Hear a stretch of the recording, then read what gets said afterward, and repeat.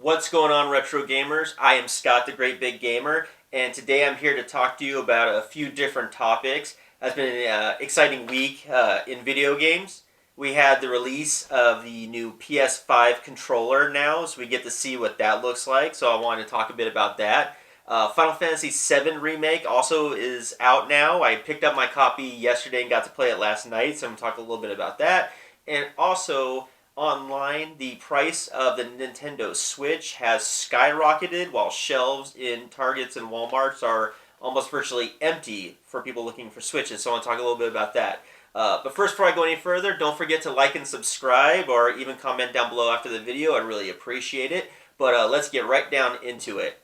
So first, the Nintendo Switch is a very popular console, especially currently right now with everybody having to stay indoors in close proximity of each other. Of course, video games are a great way to, pass the time, and especially if you can take your console around the house with you and play from any room. That's awesome. And the Switch is like the perfect console for that, and it's a good family console too. So, the Switch is really popular right now, including the Switch Lite. There are shelves even in my hometown where I go, and they're virtually all gone. I think I saw maybe one or two in the store I was at, like at a Target.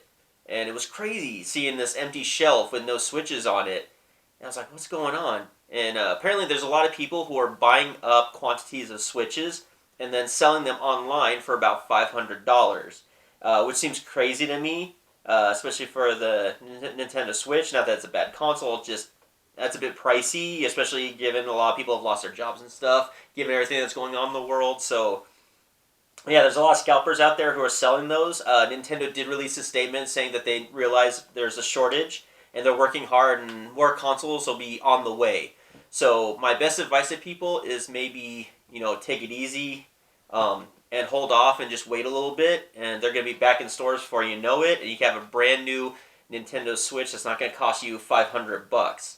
Some of these people online are probably just trying to make a living too, selling these, exorbitantly pricey ones. Even the Switch Mini or Switch Lite, whatever you want to call it, that's about $250, where the original price in the stores is $200. So, I don't know. If you have that kind of money to blow, sure, why not? But most people I know, it'd probably be better to wait and hold off until they replenish the Nintendo Switch on the shelves. The other thing I want to talk to you about is the Final Fantasy VII Remake. Like I said, I just picked it up and got to play a bunch last night. Made it past the whole demo part all over again. Now I made it to Outer Heaven. No, Seventh Heaven. Seventh Heaven. I'm thinking, what should call it? Metal Gear. But yeah, I had a lot of fun. The mechanics are interesting. It's almost more hack and slashy than it is RPG ish, but the characters and the detail on them was awesome. Love the voice work. A little cheesy, but it's a Final Fantasy game. I kind of expected a certain level of cheese when it came to dialogue. But yeah, it's a really fun game so far. I found out recently before I bought it that it only has Midgar in it. Like it doesn't even have the after stuff for Midgar. So I guess the game is so epic and they put so much into this game that they can only fit this Midgar level into it, and I guess more are going to be released. It's kind of a bummer. I really didn't want to pay like $60 for Midgar, and then $60 for Cosmo Canyon, and then another $60 for the end or whatever. By the end, it's going to be a lot of money just to play all of Final Fantasy VII. And I haven't made it to the end of this one. I only get a couple hours at night to play. Because usually I just spend the rest of the day with my family, but yeah, like it was a fun game. What I got to play of it, I got to play with a little bit of materia. There's even new materia that are in the game that I don't remember in the other game. So, and I haven't made it that far into the game, which shows me there's going to be a lot of new materia combinations, and things you can play with in the game, and that's actually going to be really exciting. I can't wait to really dive into that. But yeah, if you get a chance, I have to say it was worth it. I would definitely pick up Final Fantasy VII. If you've never played Final Fantasy VII before, it'll definitely feel like a small portion of the game. To other people like me, it's going to feel weird and claustrophobic only being in Midgar, not the open world.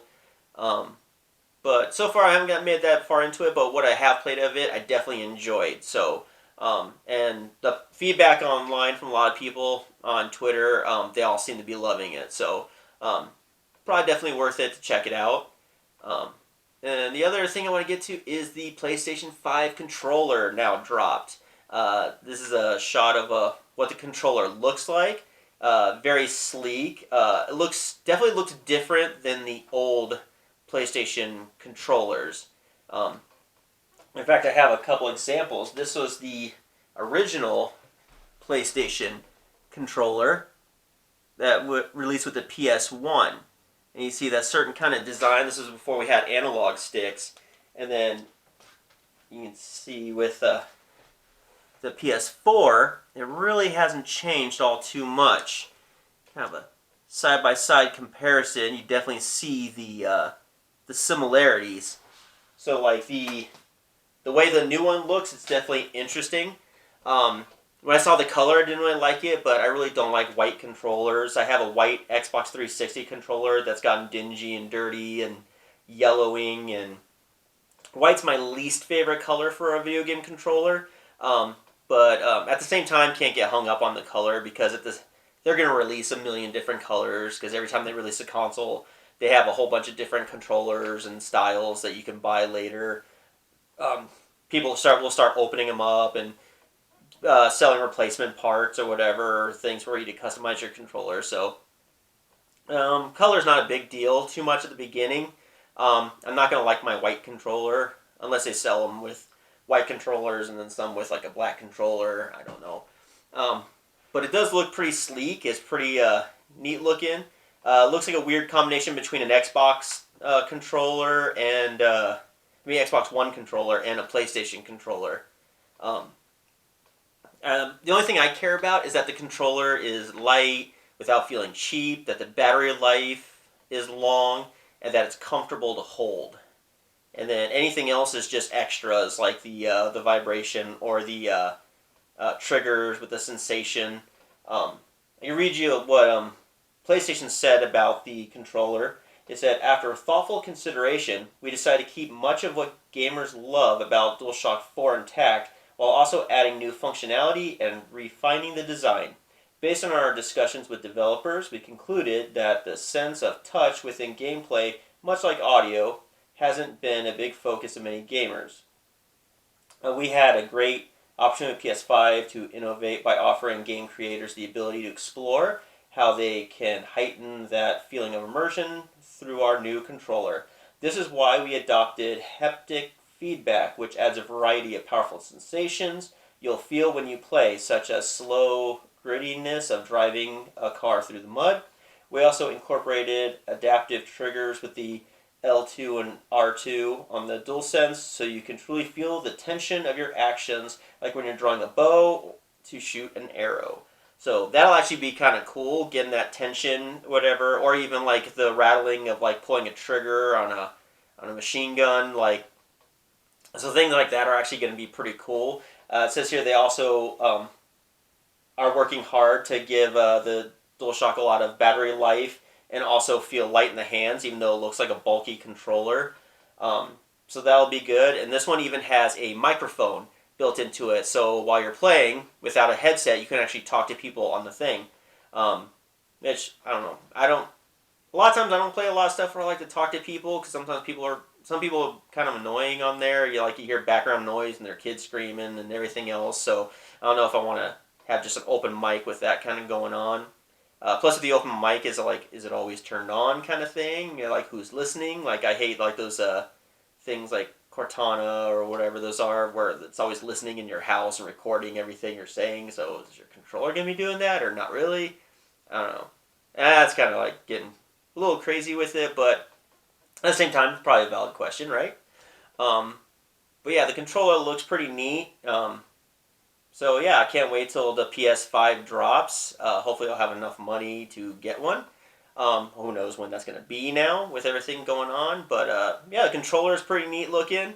Either way, that's the controller they're going with. And if you want to get PS5, it's the controller you're stuck with. So yeah, deal with it as we deal with it. Yeah, what do you think of the controller? Do you think it looks cool? Are you excited for the PS5? You got a chance to play Final Fantasy 7 yet? Yeah, but let me know down in the comments area. That's about all I have for you today. I want to thank you for watching. And yeah, I'll catch you next time. Have a good day. Stay safe.